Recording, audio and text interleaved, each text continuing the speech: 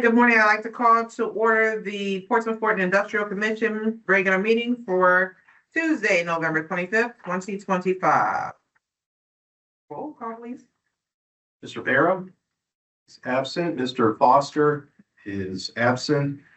Mr. Hanson is absent. Ms. McSwain. Present. Mr. Peterman is also absent. Mr. Rice. Present. And Ms. Allen. Present. And while we do not have a quorum, we will continue the meeting. We just will not conduct any voting business, correct? All right. So we will defer the minutes of the September 23rd, 2025 meeting to our next meeting in December.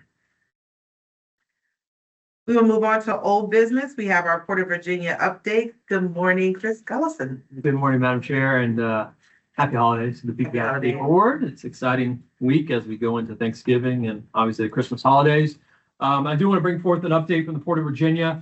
As we all know, trade has had some ebbs and flows, and obviously our operation has experienced that as we are entering a different tariff environment than we've seen in years past. Yet, I can tell you operationally, we're performing at the same standard and same quality of service that we have now for many years coming out of COVID. And so it's very promising that the Port of Virginia has built a system based around infrastructure that's going to not only weather some of the economic ups and downs, but more or less to continue to drive our economy here in the city of Portsmouth, but more importantly, the Commonwealth. So at Virginia National Gateway, it's been a very busy, past 10, 12, 14 weeks as we've concluded a very successful peak season. This is that time of year where we see an influx of imported goods coming into the country for the holiday season. And VIG has done a terrific job, both at the truck gate as well as on the rail ramp, moving a tremendous amount of rail as usual into the hinterlands from VIG, both on the CSX and Norfolk Southern. PMT is continuing to make, I think, tremendous strides in support of the Coastal Virginia Offshore Wind Project. The Charybdis has now become a sort of fixture there at the berth, and they continue to make those punch list final improvements to the Charybdis as she gets ready, I believe, to depart and support the installation of those large towers and of those long blades and the nacelles that are being staged there at Portsmouth Marine Terminal. So it's very exciting. It's great to see not just the product, but to even see the number of individuals that are being supported and employed both at PMT and even in the building I work in. Dominion has a training, I think, facility there, or trade, where they're doing some sort of desktop training. And it's great to see these younger folks wearing CVAL hats and apparel and whatnot. And so that's great to see that project continue to move forward as they enter 2026. Over at Norfolk International Terminal, as we've talked about, or I've spoken about, there's a north end optimization project. That's about $650 million optimization project. It is proceeding very well, on time, on budget. We continue to go through the commissioning phases of the rail-mounted gantry cranes. That's the semi-automated yard stacking cranes that are being installed. And so very good progress happening there. On the south end of NIT, we did receive 4 new ship-to-shore cranes. Those are the big cranes on the dock that actually work the vessel and move the shipping containers on and off. Those cranes are continuing to go through their commissioning process, which is intensive to say the least. And we hope to bring them all online together in the first quarter of calendar year 2026. And then dredging, as I've spoken about now, when we kind of joke, it's about a decade-long project, but infrastructure takes time, as we all know. And this type of infrastructure, especially dredging, takes quite a while. And the Army Corps is wrapping up the final phases of that project. So within our harbor, we will be back not only to be the widest, because we've been the widest now for coming up on 2 years, but the deepest channel on the U.S. East Coast. And that is something that not only from marketing, but more importantly from a safety and access into our harbor. So very excited to see that project come to a wrap. And then I know I will just mention last week it was announced that our current executive director will be stepping down to take a new role outside of this market.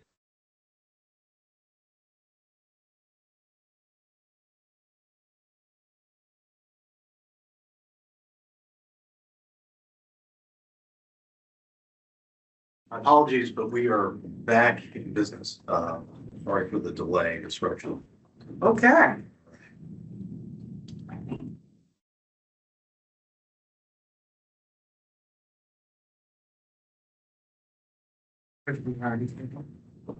Yes, video is. Okay, we're now joined by Councilman Hugel. Greetings. Thank you. Delighted to be here. Thank you. Where did we leave off at? We were still on your first Oh, okay, thank whole you. business item, which is the Port of Virginia update. Are there any other questions or comments? Hearing none. Thank you so much for the report. It was very informative. Next up on the agenda, the American Cruise Line.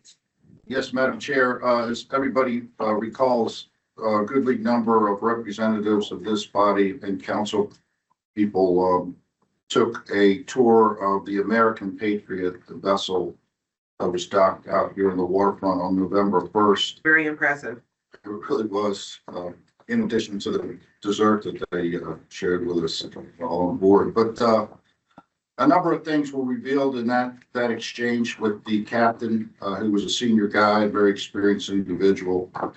One of them was more landside tourist opportunities that could be developed.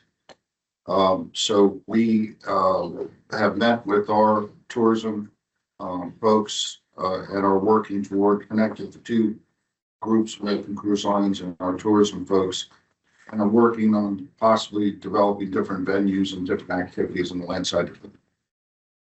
People domiciled in Portsmouth as opposed to getting on a bus and going someplace else. So we got to get creative in how we do that. We'll keep everybody posted. Secondarily, we continue to work with their management team to define specifics in terms of utilities and other access points along the waterfront and work with our public works folks and getting that all in place. And hopefully things will all come together by the first call in 2026, which is, I think, in the late spring. So that's moving along very nicely. The relationship is superb with American Cruise Lines. And in fact, we were looking at some of their collateral material while on board, and it lists Norfolk as the port of call. And we very diplomatically asked them to change that in their material, and they said they knew that, and they're going to work toward changing that designation as the port of call. Wonderful, wonderful. Thank you so much for that. Mhm. On to does anyone have any questions or comments regarding it? Councilman Dodson? Thank you. Mr. Goodwin is revising his shop, Charlie. Say again? Mr. Goodwin is revising his shop to include some activities that might be amenable for y'all to talk to him about. Okay. Chance. Good to know. Because one of the things that I do when I go is look at an app called Get Your Guide for activities. And so we're looking at listing a couple of those that the tourists might be interested in. Okay. Perfect. We'll catch up. Thank you very much. Thank you. The DeLong Agricultural Transloading Facility? Yes, Madam Chair, we continue to work closely with the DeLong Company in the development of their transloading facility on CSX property, contiguous to Portsmouth Marine Terminal. And they have advised us that they're working with their engineers to finalize the site layout and pile locations for the facility. Once they have those finalized, they'll be able to start driving piles for the building foundation. There was no timeline that they shared with us, but that things are moving forward. There isn't any interruptions that they anticipate. Secondarily, we continue to monitor any email traffic or inquiries from MARAD regarding the grant that's been applied for on behalf of the DeLong Company. So everything seems to be copacetic for now. I think the shutdown had a little bit to do with that. But nevertheless, they've been successful in getting this grant in other parts of the country, so we feel pretty confident that we'll do it as well. Wonderful, wonderful. Any questions, comments, or concerns? Hearing none, we will be bypassing the vote for 3920, 3930 Burton's Point Road due to lack of a quorum. On to our next item will be the Norfolk Naval Shipyard. No, I'm sorry, Newport News, wait a minute, the Naval Shipyard Southgate Annex. Right? Yes, thank you, Chair. Just a quick update, since your September meeting, we have had some follow-up discussions regarding the Southgate Annex. Councilman Hugel has been helpful in trying to make some connections with the leadership at the shipyard and working to coordinate with their community liaison to coordinate a meeting with the new leadership over there. In addition to that effort, the Hampton Roads Alliance, on behalf of a number of localities in the region, is also making some outreach at the federal level with the Department of Defense to facilitate some conversations as it relates to the various military installations in Hampton Roads and any surplus property that may exist, which includes the Southgate Annex, but also Oceana Naval Air Station in Virginia Beach and St. Julian's Creek in Chesapeake.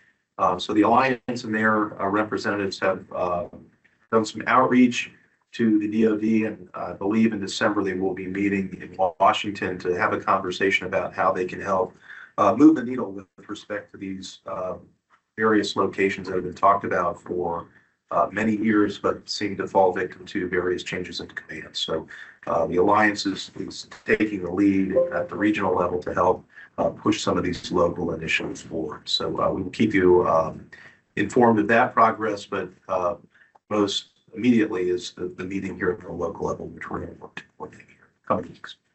Thank you. Do you have anything to add, Councilman Hughes? No, I don't, thanks. No problem. Any questions, comments, concerns?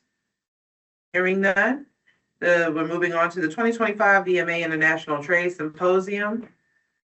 Chair, yes, we just wanted to share an update. For those who were not in attendance, the International Trade Symposium was held in Norfolk, October 14th through 16th. The Economic Development Office was one of the lead sponsors for the event.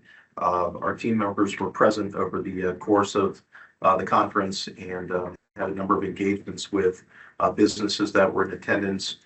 In addition to that, there were a number of networking events that occurred. A few of you were present for those. Vice Chairman Rice, I believe, was there for a couple of those engagements. And we feel like we had a really successful event. I think we brought back a lot of new business contacts and leads, and even some engagements with existing businesses that we're working with to help with their expansion. So it was a great event. We're looking forward to next year. This continues to, I think, grow annually, but this will be a long-standing event that is drawing not just a Virginia audience, but really an international global group. So thank you for your support and attendance for those of you who were participating. Thank you. Do you wish to add anything, Vice Chair? All right. Moving on to new business. We have Brett. Yes, Chair, we have one new business item, which is our upcoming annual business appreciation event, which is scheduled for December 11th at Rivers Casino. A save the date will be going out this week to put that on your calendars with some additional details, but that will be the evening of the 11th of December at the pre-event function space at Rivers Casino. We've had it there, I think, the last 2 years. We'll be back in just a few weeks. We hope you're able to attend, but stay tuned for additional details to come via you. Thank you. We do not have a need for a closed meeting. Any items submitted by commissioners? I have none. And we're moving on to report backs. Brian? Madam Chair, I have two items for you this morning. The first is I would like to introduce our newest team member who is seated over at the far end of the room there, Ms. Phyllis Drake. She is our new grant administrator. Good morning. Good morning. She just joined our office yesterday, and she's going to be overseeing all of the EDA and PPIC grant programs, as well as supporting the department in pursuit of new grant opportunities at the state and federal level. So we're really excited to have Phyllis on board. She brings a wealth of experience in the financial and grant admin world. Phyllis, if you'd like to put you on the spot here, but if you'd like to share any remarks, I think we've got an opportunity for that. Oh, wow, just happy to be here. Portsmouth native, Portsmouth Public Schools graduate, just happy to be part of the team and make a contribution. Thank you and welcome. Thank you. And your second item?